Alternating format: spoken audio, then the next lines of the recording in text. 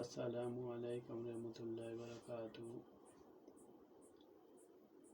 استخارہ کا مطلب ہے کہ میں فلاں کام کرنا چاہتا ہوں، اس میں اللہ کی رضا شامل ہے یا نہیں۔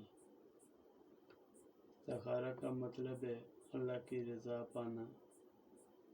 استخارہ کے کئی طریقے ہیں، مگر یہ عمل مختصر اور 13 بہدف ہے۔ اس میں اجازت مل جائے شرمندگی اور ندامت سے محفوظ رہیں گے۔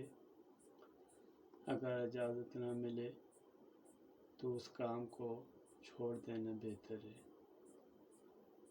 اس استخارے میں اپنے نام کی اعداد لے کر حساب کرنا پڑتا ہے، اور یہ حساب موبائل کیلکولیٹر پر بھی کیا جا سکتا ہے، اس میں کوئی حرج نہ ہے۔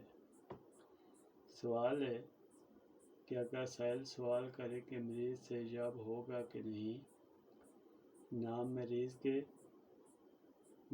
کی والدہ کے نام کی اعداد اور جس دن سوال کیا ہو اس دن کی اعداد سب کو جمع کر کے 3 سے تقسیم کریں۔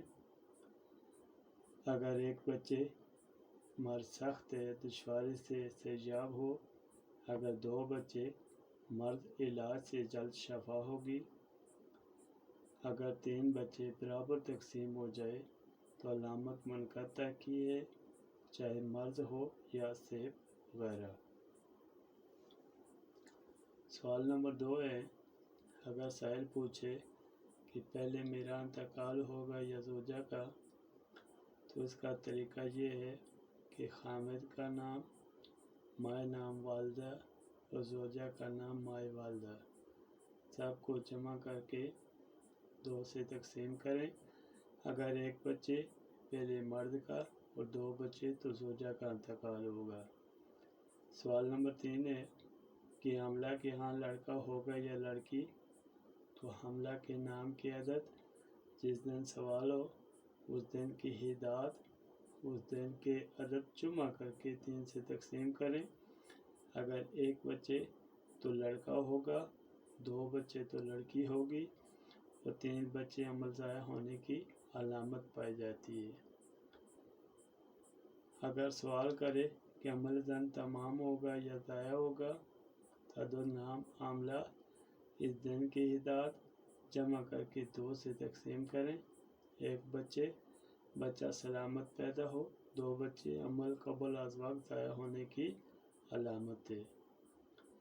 اگر سائل سوال کرے کہ فلاں عورت کو عمل ہے یا نہیں، تو عدد اس عورت کے نام کے اس دن کے عدد سب کو جمع کر کے 3 سے تقسیم کریں۔ اگر ایک بچے تو عورت حاملہ ہے، 2 بچے تو نہیں، اگر 3 بچے تو عمل تھا اگر غائب ہو گیا۔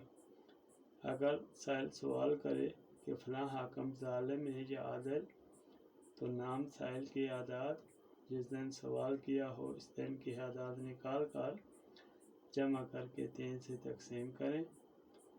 ایک بچے حاکم عادل ہے، 2 بچے حاکم ظلم عدل میانہ روش اختیار کیے ہوئے اور 3 بچے تو حاکم ظالم۔